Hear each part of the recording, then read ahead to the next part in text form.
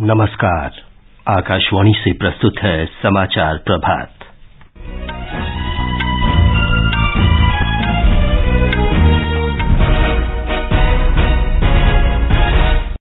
प्रधानमंत्री नरेंद्र मोदी और अमेरिका के राष्ट्रपति जो बाइडेन ने भारत अमेरिका व्यापक वैश्विक कार्यनीतिक भागीदारी पर संतोष व्यक्त किया।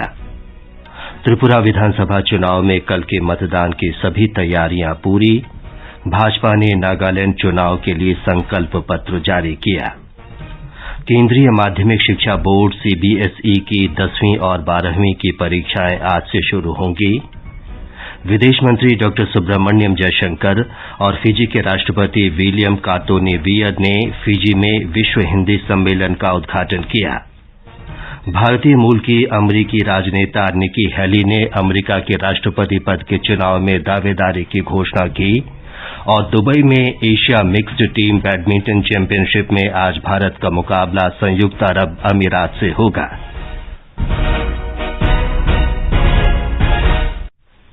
समाचार प्रभात के साथ मैं विमलेंदु पांडे।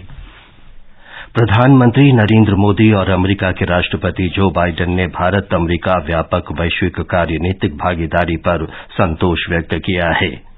दोनों नेताओं ने टेलीफोन पर बातचीत की और एयर इंडिया तथा बोइंग के बीच ऐतिहासिक समझौते का स्वागत किया। इस समझौते से दोनों देशों में रोजगार के नए अवसर उपलब्ध होंगे। एक रिपोर्ट।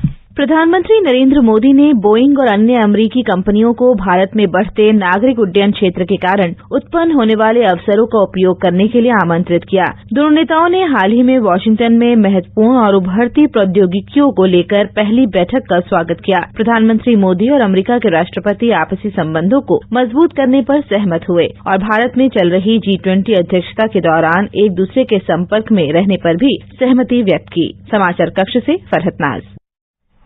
प्रधानमंत्री नरेंद्र मोदी ने विश्वास व्यक्त किया है कि आगामी वर्षों में भारत विमानन क्षेत्र में तीसरे सबसे बड़े वैश्विक बाजार के रूप में उभरेगा। उन्होंने कहा कि मेक इन इंडिया और मेक फॉर द वर्ल्ड की परिकल्पना से एयरोस्पेस विनिर्माण क्षेत्र में नए अवसर बन रहे हैं। उन्होंने कहा कि भारत विमानन क्षेत्र के लिए अनुरक्षण का बड़ा केंद्र बन सकता है। यह महत्वपूर्ण डील भारत और फ्रांस के गहराते संबंधों के साथ साथ भारत के सिविल एविएशन सेक्टर की सफलताओं और आकांक्षाओं को भी दर्शाती है। हमारी रीजनल कनेक्टिविटी स्कीम उड़ान के माध्यम से देश के सुदूर हिस्सों की एयर कनेक्टिविटी से जुड़ रहे हैं, जिससे लोगों के आर्थिक एवं सामाजिक विकास को बढ़ावा मिल रहा है।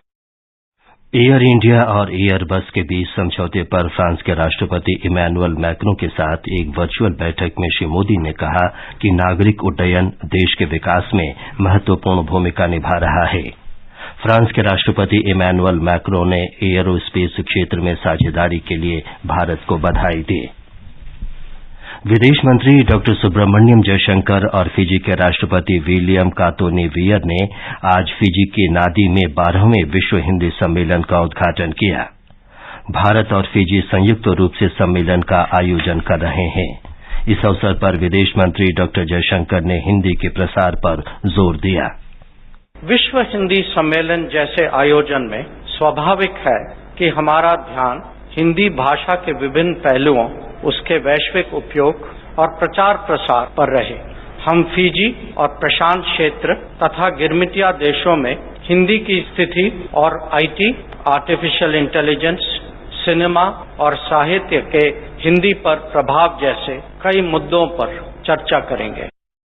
डॉक्टर जयशंकर ने कहा कि सम्मेलन में फिजी, प्रशांत क्षेत्र और अन्य देशों में हिंदी की स्थिति के मुद्दे पर चर्चा होगी। इस अवसर पर फिजी के राष्ट्रपति विलियम कातोनी-वियर ने कहा कि ये सम्मेलन भारत के साथ फिजी के ऐतिहासिक और विशेष संबंधों को प्रस्तुत करने का अनूठा अवसर है। केंद्रीय गृह राज्य मंत्री अजय मिश्र और केंद्रीय विदेश राज्य मंत्री वी मुरलीधरन ने भी उद्घाटन समारोह को संबोधित किया। इस दौरान स्मारक डाक टिकट और हिंदी की 6 पुस्तकों का विमोचन किया गया। भारत सरकार और फिजी सम्मेलन की सह मेजबानी कर रहे हैं। विदेश सचिव विनय मोहन क्वात्रा 2 दिन की यात्रा पर आज बांग्लादेश आएंगे। इस दौरान वे बांग्लादेश के विदेश सचिव के साथ राजनीति और सुरक्षा, जल, व्यापार और निवेश तथा ऊर्जा सहित द्विपक्षीय संबंधों की व्यापक समीक्षा करेंगे। उनकी ये यात्रा भारत की पड़ोसी प्रथम नीति के अंतर्गत हो रही है। रक्षा मंत्री राजनाथ सिंह ने कहा है कि एयरो स्पेस क्षेत्र में संपूर्ण आत्मनिर्भरता हासिल करने के लिए एयरो इंजन का स्वदेश में निर्माण समय की मांग है। बेंगलुरु में कल एयरो इंडिया रक्षा अनुसंधान और विकास संगठन के सेमिनार में उन्होंने कहा कि रक्षा मंत्रालय इस संबंध में काम कर रहा है। रक्षा मंत्री ने कहा कि आवश्यक और उन्नत हथियारों की स्वदेशी डिजाइन और विकास के लिए संगठन जल्दी ही तेजी से काम करेगा। सरकार ने युवा उद्यमियों के लिए विभिन्न प्रोत्साहनों की घोषणा करते हुए देश में स्टार्टअप संस्कृति को बढ़ावा देने की कई पहल की है। बेंगलुरु में चल रहे एयरो इंडिया शो ने विमानन क्षेत्र में विभिन्न स्टार्टअप के लिए नया मंच प्रदान किया है। रो स्पेस एयरोटेक के संस्थापक और सीईओ रोहित डे ड्रोन तकनीकी पर काम कर रहे हैं। उन्होंने भारत में स्टार्टअप संस्कृति पर अपने विचार साझा किए और बताया कि कैसे ये भारत को रक्षा उपकरणों के डिजाइन, विकास और उत्पादन में आत्मनिर्भर बनने में मदद कर रहा है। At Aero India, we are showcasing multi-systems and lot of UAVs ranging from multi-rotors to fixed-wing and also nano-drones. In this Aero India drone segment, there are companies who have been showing their indigenous systems which can be used for various applications. The way we are expanding and the way technology is growing, I think we can definitely counter this and come in the worldwide pan production rate, and our way of working is quite advanced. ये समाचार आकाशवाणी से प्रसारित किए जा रहे हैं। Payment fail? लेकिन पैसे तो कट गए। गई मेरी मेहनत की कमाई। हो जाएगी भरपाई, चिंता मत कर मेरे भाई। अगर डिजिटल ट्रांजैक्शन फेल हो जाए और अकाउंट से पैसे कट जाएं, तो बैंक समय से पैसे लौटा देगा, वरना कॉम्पनसेशन का है प्रावधान। नहीं तो आरबीआई के ऑम्बुड्समैन को शिकायत करें आप। योर बिल, मेरी फीस। आरबीआई कहता है जानकार बनिए, सतर्क रहिए। खुजली झटपट दूर करे, जालिम लोशन, वही नाम वही काम, कुछ भी नहीं बदला। चर्म रोगों का दुश्मन जालिम लोशन। समाचार प्रभात में आपका फिर स्वागत है। त्रिपुरा में कल होने वाले विधानसभा चुनाव की सभी तैयारियां पूरी कर ली गई हैं। चुनाव कर्मी आज चुनाव सामग्री के साथ मतदान केंद्रों के लिए रवाना होंगे। राज्य में कुल 3,328 मतदान केंद्र बनाए गए हैं। निर्वाचन आयोग ने शांतिपूर्ण मतदान सुनिश्चित करने के लिए सभी मतदान केंद्रों पर केंद्रीय सशस्त्र पुलिस बल तैनात किए हैं। राज्य में सीमा सुरक्षा बल भी भारत बांग्लादेश सीमा पर कड़ी निगरानी रखे हुए है। ब्यौरा हमारे संवाददाता से। त्रिपुरा में कल लोकतंत्र का त्योहार होगा, क्योंकि यहाँ के लोग 60 सीटों वाली विधानसभा के लिए नई सरकार चुनने के लिए मतदान करेंगे। चूंकि त्रिपुरा बांग्लादेश के साथ एक लंबी सीमा साझा करता है, इसलिए सीमा सुरक्षा बल यह सुनिश्चित करने में कोई कसर नहीं छोड़ रहा है कि मतदान सुचारू रूप से हो। आकाशवाणी ने भारत बांग्लादेश सीमा पर एक गांव जयपुर का दौरा किया, जो 7 रामनगर विधानसभा क्षेत्र के अंतर्गत आता है। आकाशवाणी से बात करते हुए बीएसएफ की 120वीं बटालियन के कमांडिंग ऑफिसर श्री रत्नेश कुमार ने कहा कि उन्होंने बाढ़ के उस पार रहने वाले भारत के वैध नागरिकों का रिकॉर्ड रखने के लिए बायोमेट्रिक मशीनें लगाई हैं। मतदान के दिन किसी भी अप्रिय घटना से बचने के लिए बीएसएफ अपने समक्ष बांग्लादेश बॉर्डर गार्ड्स के साथ भी समन्वय बनाए हुए हैं। कुणाल शिंदे, आकाशवाणी समाचार, अगरतला। उधर मेघालय और नागालैंड में विभिन्न राजनीतिक दलों के नेता मतदाताओं को लुभाने के लिए जनसभाएं, घर घर जाकर प्रचार और पदयात्रा कर रहे हैं। मेघालय में विधानसभा चुनाव के लिए प्रचार जोरों पर है। एक रिपोर्ट। भाजपा अध्यक्ष जेपी नड्डा ने शिलांग के बड़ा पाथर में एक चुनावी सभा को संबोधित करते हुए कहा कि पार्टी के सत्ता में आने से भाई भतीजावाद और भ्रष्टाचार का सफाया होगा। एनपीपी नेता और मुख्यमंत्री कॉनरेड के संगमा ने आरोप लगाया कि तृणमूल कांग्रेस और भारतीय राष्ट्रीय कांग्रेस दोनों पार्टियों का राज्य में अस्तित्व समाप्त हो चुका है। एनपीपी प्रमुख ने सोंगसेक, दक्षिणी तुरा और रोंगरा विधानसभा क्षेत्रों में चुनावी सभाओं को संबोधित किया। पूर्व मुख्यमंत्री और तृणमूल कांग्रेस के नेता मुकुल संगमा ने सेलसेला और फुलबारी में सत्ताधारी एनपीपी को आड़े हाथों लेते हुए कहा कि मेघालय की जनता अब परिवर्तन का मन बना चुकी है। कांग्रेस के वरिष्ठ नेता विंसेंट एच पाला ने भी कई स्थानों पर चुनावी सभाओं को संबोधित किया। धर्मेंद्र कुमार राय, आकाशवाणी समाचार, तुरा। दोनों राज्यों में 27 फरवरी को मतदान होगा।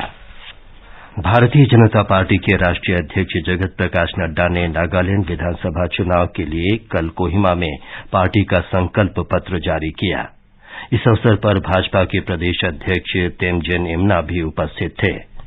संकल्प पत्र में राज्य की जनता की इच्छाओं और आकांक्षाओं को दर्शाया गया है। इसमें अनेक वायदे किए गए हैं जिन्हें अगले 5 वर्षों में पूरा किया जाना है। पार्टी ने 1000 करोड़ रुपए के निवेश से एक विशेष नागालैंड सांस्कृतिक अनुसंधान कोष का वायदा किया है। इसके साथ ही 500 करोड़ रुपए के निवेश के साथ ही नागा संस्कृति को बढ़ावा देने के लिए किफिरे में एक विश्वविद्यालय स्थापित करने का भी वायदा किया गया है। केंद्रीय माध्यमिक शिक्षा बोर्ड सीबीएसई की 10वीं और 12वीं की परीक्षाएं आज सुबह 10:30 बजे से शुरू होंगी। ये परीक्षाएं आज से 5 अप्रैल तक होनी हैं। सीबीएसई ने कहा है कि जेईई मुख्य परीक्षा सहित अन्य प्रतियोगी परीक्षाओं के कार्यक्रम को ध्यान में रखते हुए ही 12वीं कक्षा की परीक्षा तिथियां तय की गई हैं। दक्षिण कैरोलिना की पूर्व गवर्नर और संयुक्त राष्ट्र में अमरीकी दूत निकी हेली ने अमरीका के राष्ट्रपति पद के लिए उम्मीदवारी की घोषणा की है। इस तरह वे पूर्व अमरीकी राष्ट्रपति डोनाल्ड ट्रंप को चुनौती देने वाली पहली रिपब्लिकन बन गई हैं। हेली ने एक वीडियो जारी कर कहा है कि ये नई पीढ़ी के लिए नेतृत्व का समय है। दुबई में Asia mixed team badminton championship में आज ग्रुप बी में भारत अपने दूसरे मुकाबले में संयुक्त अरब अमीरात के साथ खेलेगा। कल पीवी सिंधु और एचएस प्रणॉय की जोड़ी ने कजाकिस्तान को 5-0 से हराकर अपने अभियान की शानदार शुरुआत की। और अब समाचार पत्रों की सुर्खियों के साथ हैं निखिल कुमार। धन्यवाद विमलेंदु। डीबीसी कार्यालयों पर आयकर विभाग का सर्वेक्षण अखबारों की बड़ी खबर है। जनसत्ता की सुर्खी है, कर चोरी के मामले में डीबीसी के दिल्ली और मुंबई दफ्तरों में पहुंचे आयकर अधिकारी कंप्यूटर खंगाले। अमर उजाला लिखता है, वित्तीय अनियमितताओं को लेकर की गई कार्रवाई, कई नोटिसों का नहीं दिया था जवाब। अमेरिका के राष्ट्रपति जो बाइडेन, फ्रांस के राष्ट्रपति इमैनुअल मैक्रों और प्रधानमंत्री नरेंद्र मोदी की वार्ता पर राजस्थान पत्रिका का शीर्षक है, एयर इंडिया ने किया 470 विमानों का सौदा। एयरबस से 250 और बोइंग से 220 विमानों की आपूर्ति होगी। $70 अरब यानी 5,80,000 करोड़ रुपए की डील, इसी साल शुरू होगी डिलीवरी। राष्ट्रीय सहारा की सुर्खी है, केंद्रीय माध्यमिक शिक्षा बोर्ड सीबीएसई परीक्षाएं आज से, चैट जीबीटी पर रोक, परीक्षा के लिए 38,83,700 से अधिक परीक्षार्थी। उधर कल से शुरू होने वाले उत्तर प्रदेश माध्यमिक शिक्षा परिषद की परीक्षा पर पत्र का कहना है, यूपी में नकल करते पकड़े गए तो लगेगा रासुका। हिंदुस्तान के बिजनेस पेज की खबर है, थोक महंगाई घटकर 2 साल के न्यूनतम स्तर पर। जनवरी की थोक मुद्रास्फीति 4.73% रही। विनिर्मित उत्पादों और ईंधन के दाम घटे। 8 महीने से लगातार थोक महंगाई में आ रही है गिरावट। दैनिक जागरण का कहना है, किस्त देने में देरी पर जुर्माने से मिलेगी राहत। भारतीय रिजर्व बैंक लाएगा ड्राफ्ट गाइडलाइन, सभी पक्षों से ली जाएगी राय। वसूली एजेंट के बारे में कर्जदार को पहले ही देनी होगी सूचना। और जनसत्ता की खबर है, सिविल सेवा के अभ्यर्थी आवेदन वापस नहीं ले सकेंगे, संघ लोक सेवा आयोग ने जारी की अधिसूचना। अंत में मुख्य समाचार एक बार फिर।